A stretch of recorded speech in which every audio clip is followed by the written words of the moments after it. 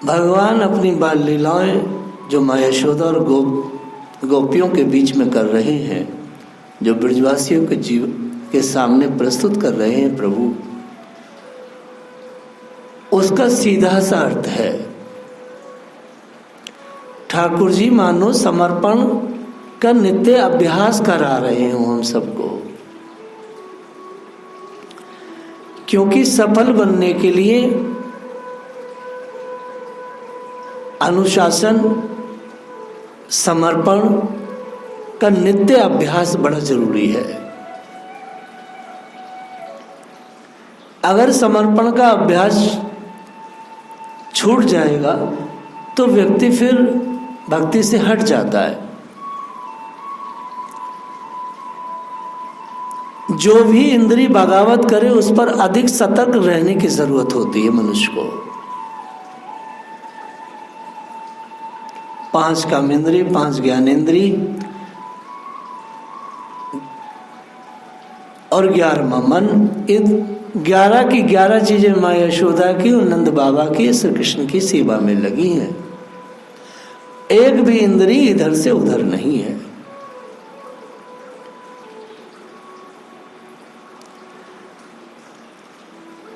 इन कथाओं में बहुत विज्ञान छुपा है।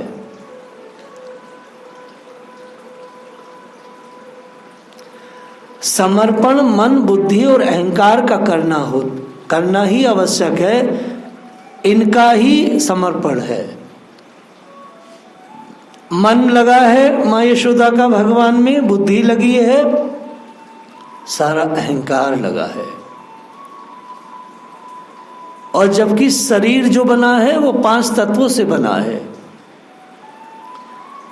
तो साधारण मनुष्य या कोई स्त्री या पुरुष 5 तत्वों से बने हुए शरीर को तो कहीं प्रस्तुत कर देता है, और 5 तत्वों से बने शरीर को प्रस्तुत करना, समर्पित करना आसान है।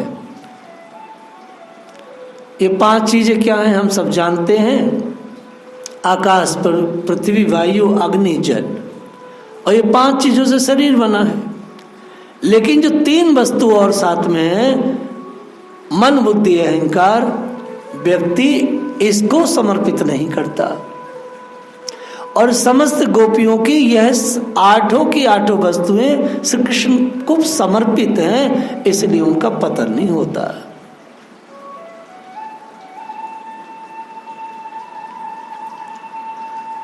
लेकिन आप आश्चर्य करेंगे, मन भी भगवान को दे दोगे, मन भी गुरु को दे दोगे, धाम को दे दोगे। मन देना भी बड़ा आसान है, मन लगता भी है, देते भी हैं हम। लाखों बार कृष्ण को मन दिया हमने, लाखों बार गुरु को मन दिया हमने। लेकिन आप आश्चर्य करेंगे, ये बड़ी विचित्र बात है, इसे कोई जान नहीं पाता। अहंकार व बुद्धि, अहंकार और बुद्धि इतनी ताकतवर हैं, उस बेचारे गरीब मन को एक जगह टिकने नहीं देते। मानो मन खिलौना है अहंकार का, मानो मन खिलौना है बुद्धि का। इसे कोई समझ नहीं पाता कि कैसे ये मन अभी लगा और अभी चल दिया, कैसे मन अभी ठहरा और फिर चंचल हो गया। सभी साधारण लोग मन को ही कोसते रहते हैं, मन को ही फोकस करते रहते हैं, मन नहीं मानता। परंतु असली जड़ अहम में छुपी है, और वहां तक किसी की पहुंच नहीं है कि ये मन बेचारा डोल रहा है इस अहंकार के कारण, अहम के कारण। लेकिन श्री गोपियों का तो मन भगवान में ऐसा लगा है, उनका अहंकार भी ठाकुर जी में लगा हुआ है, उनकी बुद्धि भी भगवान में लगी हुई है, उनके पास अपनी कोई वस्तु नहीं रह गई है। इस तत्व कथा का यही कहना है कि बाल कृष्णलाल जब अपनी लीलाएं कर रहे हैं तो समस्त ब्रजवासियों का मन नहीं, बल्कि उन्होंने, प्रभु ने उनके बुद्धि को, उनके अहंकार को, दोनों को भी अपने चरणों में लगा दिया है। कोई उसका मन चढ़ गया है कहीं, इसका जब तक अस्तित्व नहीं है, जब तक उसके कोई मायने नहीं है, जब तक कि आपका अहम जिंदा है। अहम अगर यदि आपके पास है, मन कहीं लग गया है, तो मन फिर आपको बुरी जगह ले जाएगा, क्योंकि अहंकार तो आपके बस में ही नहीं है। मां से बड़े भाई बलदाऊ की शिकायत श्री कृष्ण आज कर रहे हैं। मैया मोहि दाऊ बहुत खिजायो। हे मां, ये दाऊ मेरे जन्म जन्म का बैरी है, ये मुझे बहुत दुख देता है। मां दाऊ मुझे बहुत चिढ़ाते हैं, मुझसे कहते हैं हमने तुझे मोल का लिया है। मां यशोदा ने तुझे जन्म थोड़े ही दिया है। अब मैं तुझसे क्या बताऊं मां, मैं तो इसी क्रोध के कारण खेलने नहीं जाऊंगा तो दाऊ फिर मुझे चिढ़ाएंगे। मैं खेलने तक नहीं जाता मां, मैं क्या करूं। एक बार नहीं, दो बार नहीं, मां वह बार बार कहता है कि अच्छा सच सच बता कि माता कौन और पिता कौन है, क्योंकि तू नंद यशोदा का पुत्र तो है ही नहीं। दाऊ कहते हैं भला गौर वर्णी यशोदा और नंद, और कहाँ तू काले सामले शरीर वाला। अगर तू नंद यशोदा का पुत्र होता तो उनकी तरह मेरी तरह गोरा चिट्टा नहीं होता। मैया दाऊ की इस बात पर सभी ग्वाल वाल चुटकी बजा बजा कर हंसते हैं। मैया तेरी सौगंध मुझे जबरन अपने साथ नचाते भी हैं, मैं तो ग्वाल वालों और दाऊ के इस व्यवहार से बहुत दुखी हो गया हूं। और एक तू है मैया, मुझे ही मारना सीखी है, तुझे और किसी पर तो तेरी जोर जबरदस्ती चलती नहीं, बस तू मुझे ही मारना सीखी है। तू मोही को मारन सीखी, दाहुई कभू न खीजे। मैया तू सिर्फ मुझे मारना सीखी है, मैंने किसी बालक को तुझे कभी ना तो मारते देखा और ना ही तुझे डांटते देखा। मैया तू केवल मुझे ही मारती है, चाहे मेरा कसूर है या नहीं है। दाऊ से तो मैंने कभी भी आज ताई तो को कछु कहते न देखो। कहीं ऐसा तो नहीं है कि बलराम ही तेरा पुत्र हो और मैं तेरा पुत्र ना ही हूं, इसलिए शायद तू मुझे बार बार मारती है मैया। माँ यशोदा मोहन के भोले भाले मुख से क्रोध भरी शिकायत बातें सुनकर मन ही मन प्रसन्न हो रही है।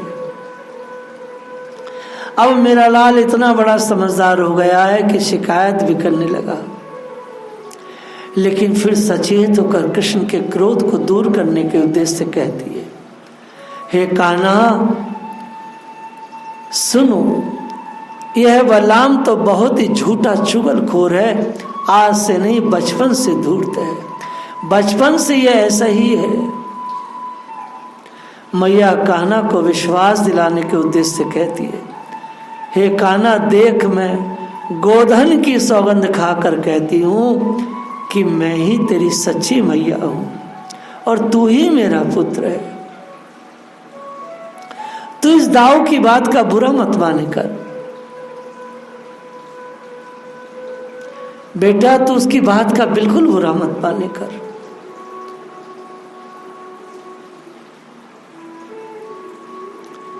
माता यशोदा ने श्री कृष्ण को बहुत प्रेम से समझाया। वास्तव में श्री कृष्ण अगर खींच रहे हैं तो उसमें भी माँ यशोदा और दाऊ जी को आनंद देने के लिए ही उनकी ये लीला है। आज मैया कह रही है, लाला तू वन में दूर जाकर खेला मत किया कर, मेरा दिल धक धक करता है। लाला तू बिल्कुल मत खेलना वन में जाकर। मैया ने विचार किया, यदि मैं कृष्ण को डराऊंगी नहीं तो ये भय नहीं मानेगा। देख लाला तू अभी छोटा बालक है, इसे तुझे कुछ पता नहीं। आज सुना है कि वन में हाउ आया हुआ है, एक लड़का वन से अभी अभी भाग कर आया है, उसे हाउ के भय से रोते हुए स्वयं मैंने देखा है। मैंने तो यहाँ तक सुना है कि जिस किसी को भी वह लड़का अबोध बालक देखता है वह उन सभी के कान तोड़ लेता है।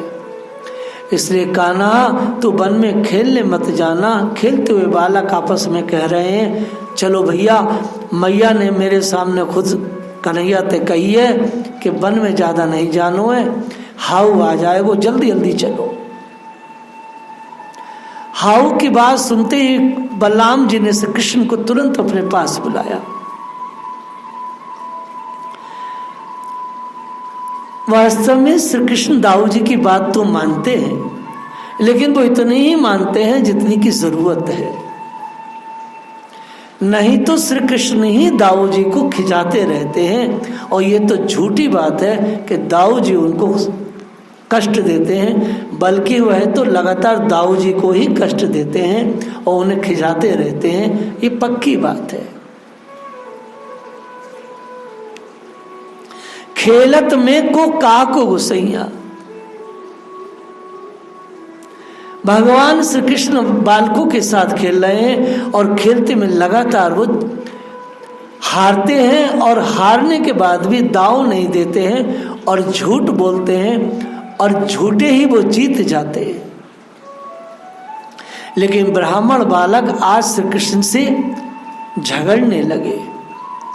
श्रीदामा इत्यादि भी जब जीत जाते थे तो भगवान जानबूझकर उनको दाव नहीं देते थे, और ऊपर से दिखाने के लिए झगड़ा भी करते हैं।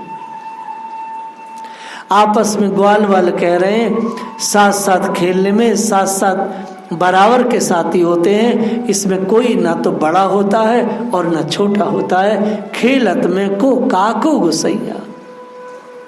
देखो कृष्ण, तुम हमसे बड़े कैसे हो सकते हो? हम सब साथ खेलते हैं, साथ रहते हैं, साथ खाते पीते हैं, सो तुम हमसे अनावश्यक ये बेईमानी मत किया करो। क्योंकि साथियों में हार जीत तो होती रहती है। फिर हे कृष्ण, तुम गुस्सा क्यों करते हो? हमारी समझ में ये बात नहीं आती कि जाति पाति में भी तुम हमसे बड़े नहीं हो, तुम अहीर हो, तो फिर तुम हमसे इस तरह की ऊंच नीच की बात कैसे करते हो? हे कृष्ण, ये तुम्हें शोभा नहीं देता है। छोटे छोटे भगवान, छोटे से भगवान हैं, और ठाकुर जी के जो मित्र हैं वो भी 4 साढ़े 4 साल के हैं। छोटे छोटे बच्चे आपस में ऐसे लड़ रहे हैं। तुम हम पर क्यों अधिकार जताना चाहते हो? इसलिए कि तुम्हारे पास गाय अधिक हैं। इससे क्या होता है? ये खेल में रूट कर जो करता है, खेल में इस प्रकार से जो बेईमानी करता है, भला उसके साथ कौन खेलेगा? ऐसा कहकर सभी ग्वालवाल खेल छोड़कर जहां तहां बैठ गए। भगवान ने जब देखा कि मेरे सखा तो सब रूट करके यहाँ तहाँ बैठ गए और इससे खेल बिगड़ जाएगा और ये मुझसे रूठ जाएंगे, तो फिर मैं करूँगा क्या? मैं तो इन्हीं सब अपने ग्वार सखाओं को, जिन ग्वार सखाओं ने त्रेता में बानर बन करके असुरों के वध के लिए भूखे प्यासे रह करके मेरी सेवा किया है, उन्हीं बानरों को, वही बानर आज मेरे ग्वाल सखा बने हैं। मैं इनकी सेवा के लिए, इनको सुख देने के लिए और इनको बराबरी का दर्जा देने के लिए ही तो आया हूँ। सो भगवान लंबा विचार करके मुस्कुरा करके, अच्छा भैयाओ, अब तुम नाराजगी छोड़ दो। मैं नंद बाबा की दुहाई देकर कहता हूँ, कसम खाकर कहता हूँ, आज से मैं तुमसे बेईमानी नहीं करूँगा, और जब हार जाऊँगा तो मैं तुम्हारा दाव दूंगा। जब श्री कृष्ण ने नंद बाबा की दुहाई दी तो बालक बीच में ही मनसुखा इत्यादि बोले, ऐसी झूठी कसमें, अरे लंपट तू हजारों बार खा चुको है, हम तेरी कसम में नहीं आएंगे। तब दाऊ जी बीच में बोले, भैया यदि ये दाव नहीं देगो तो या को जबरदस्ती दाव मैं दिलवाऊंगा, चलो अब हम सब खेलते हैं। भगवान मुस्कुराए, चलो दाऊ जी ने हमारी बात को संभाल लियो, क्योंकि भगवान कसमें खाकर के भी दाव नहीं देते थे, ये उनकी अदा है। वह ईश्वर जिसके लिए सुखदेव जी कह रहे हैं कि सत्यम परम धीमहि, वह ईश्वर जब बालक के स्वरूप में, एक अहीर बालक के स्वरूप में अपने आप को प्रस्तुत कर रहा है, तो बिल्कुल झूठे लंपट बच्चे की तरह भगवान प्रस्तुत हो रहे हैं। और इससे सबका रस बढ़ता है, सबका रस बढ़ता है। साक्षात झूठ बोल लो है, जैसे जुआरी जब जुआ खेलता है तो बार बार अपनी मैया की, बच्चों की, गंगा जी की, सबकी कस्में खा खा करके वो जुआ खेलता है। और सब जानते हैं कस्में सब झूठी हैं, लेकिन उसका स्वभाव होता है झूठ बोलने का। तो वैसे ही श्री कृष्ण यहाँ पर वही लीला प्रस्तुत कर रहे हैं। लीला भावावेश में भक्तों को रस वर्धन के लिए परमात्मा श्री कृष्ण ऐसी लीला कर रहे हैं। हरि को टेरती है नंदरानी। ये खेल नंद भवन के थोड़ी सी आगे हो रहा था तो शोर भी मच रहा था। माँ यशोदा को बड़ी शांति है कि श्री कृष्ण बलराम हरि और हलदर का जोड़ा ग्वार वारों के साथ घर से ज्यादा दूर नहीं, सामने ही खेल रहा है, तो मैया को बहुत शांति है। हरि को टेरती है नंदरानी, बहुत अवेर भई कह खेलत रहे मेरे सारंग पानी। खेलते हुए कृष्ण बलराम को माँ यशोदा आवाज देकर बुलाती है, हे मेरे सारंग पानी। शंकर चक्र गदा कमल आदि को धारण करने वाले विष्णु स्वरूप श्री कृष्ण, बहुत देर हो गई, भला अब तक कहाँ खेलते रहे? पुत्र तुम जल्दी से आ जाओ। माता की आवाज पुकार सुनते कृष्ण दौड़कर माँ के पास आ जाते हैं। माँ कहती है, मेरे लाल तुम कब से खेलने के लिए निकले हुए थे और अभी तक नहीं आए। अब देखिए यहाँ कैसे भगवान आए। अभी भगवान ने नंद बाबा की कसम उठाई थी कि मैं दाव दे दूंगा और तुम्हें बिल्कुल भी मैं कहीं बेईमानी नहीं करूंगा। तो श्री कृष्ण ने जब अपना दाव मार लिया और दाव देने की बात आई, श्री कृष्ण हार गए थे और सब बच्चे खुश थे कि अब कन्हैया मुँह को दाव देगा। वाई टाइम मैया ने आवाज दे दी। इससे पीछे भगवान को माँ लाखों बार आवाज देवे तब भी घंटों ना हमें मैया कस के पकड़ के लाती थी। लेकिन आज स्थिति क्या हुई? सत्य परम धीमहि भगवान की सब बच्चों से बोले, देखो भैयाओं, मैंने मैया की कसम खाई थी ना कि दाव दूंगो, अब बताओ भैया मैं तो दाव दे देता हूं।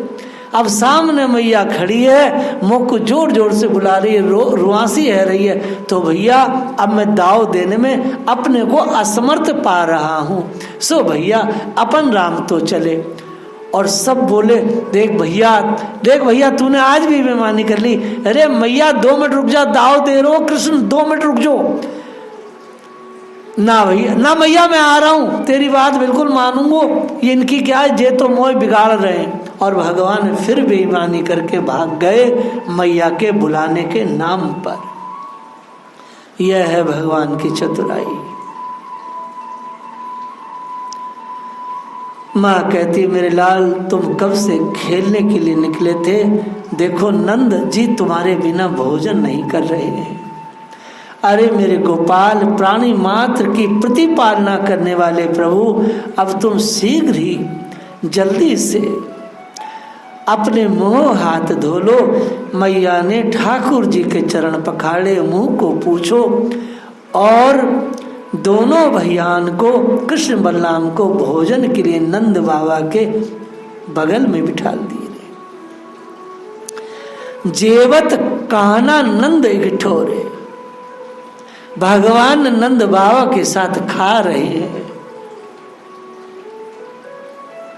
कान्हा और नंद एक स्थान पर और एक ही थाली में बैठकर भोजन कर रहे हैं। एक ही थाली में दाऊ जी, कान्हा और नंद बाबा तीनों पिता पुत्र भोजन कर रहे हैं। कृष्ण बाल स्वभाव के कारण कुछ खाते हैं, कुछ अपने दोनों हाथों से लिपटा लेते हैं अत्यंत भोले बनकर बाल कीला कर रहे हैं। कभी क्या करते हैं, नंद बाबा को देखते बहुत बड़ा गस्सा खा रहे हैं तो बड़े नंद बाबा की तरह बड़ा गस्सा लेकर के अपने मुंह में डाल लेते हैं और मुंह में तो वो जाता नहीं तो बड़ी मुश्किल से उसे निकाल देते हैं और नंद बाबा भगवान के मुख से निकले उस कौर को खा लेते हैं। जय हो। फिर क्या करते हैं, ठाकुर जी नंद बाबा को देखते हैं कि नंद बाबा भोजन में पड़ी हुई जो साबुत मिर्च होती है उसको वो दांत से चबाकर खा रहे हैं। ठाकुर जी ने भी नंद बाबा की तरह मिर्च को दांतों से जैसी चबाई, मिर्च की तीक्ष्णता से उनकी आंखों में पानी भर आया। रोते हुए बाहर की ओर आए। बाहर खड़ी माँ रोणी, बलराम की माता ने लाला को गोद में ले ली। मिर्च की तीक्ष्णता को कम करने के लिए माँ रोहिणी ने ठाकुर जी के मुख को खोल करके वहां में फूंक मार रही हैं ताकि श्री कृष्ण के मुख से कुछ अग्नि कम हो जाए।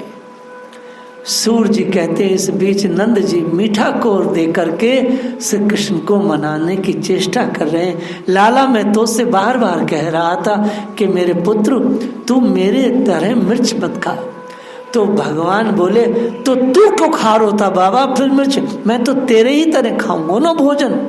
तो नंद महन ने कही कि मैं तुमसे पहले ही कह रही कि बालकों के सामने तुम मिर्च को कटर कटर करके मत खाओ, ये तुम्हारा अनुसरण करेंगे और फिर इनका मुंह जलेगा। नंद बाबा कहते हैं गलती तो तुम्हारी है, तुमने भोजन में मिर्चें क्यों परोसी। श्री कृष्ण अपने मैया बाबा को इस प्रकार का बाल्य सुख दे रहे हैं और देवता विमानों पे सज धज करके ठाकुर जी की बाल लीलाओं को देख करके हर्षित हो रहे हैं। वह विचार कर रहे हैं भगवान कितनी कोमलता की लीला को प्रस्तुत कर रहे हैं। सीठे और कड़वे बेरों को भी राम जी ने खाया शबरी के। क्या ये वही परात्पर ईश्वर है जो छोटी सी मिर्च में भी इस परात्पर ईश्वर का मुंह जल गया। क्या इनके पास अब वह सामर्थ्य न रही जैसे शबरी के राम के पास थी। देवता विचार करते। वास्तव में सूर्य जी ने भी राम की लीला को और श्री कृष्ण की लीला को दोनों को समूह में दोनों को इकट्ठा करके गाया है। इसे परम पूज्य गुरुदेव परम पूज्य राधा गोविंद गोस्वामी महाराज ने भी श्री कृष्ण की प्रत्येक लीला में राम के चरित्र को निपोर के गाया है। और यही स्थिति भाई हनुमान प्रसाद पोद्दार की है कि भगवान की बाल लीलाओं को गाते हुए वो बिना राम के चरित्र को निपोरे हुए भगवान की बाल लीलाओं को नहीं पूरा कर पाते हैं। जय श्री राधे। आगे के चरित्र को हम लोग कल स्मरण करेंगे। आप लोग कथा श्रवण कर रहे हैं तो इसको शेयर जरूर करें ताकि अन्य लोग भी इसे सुन सके।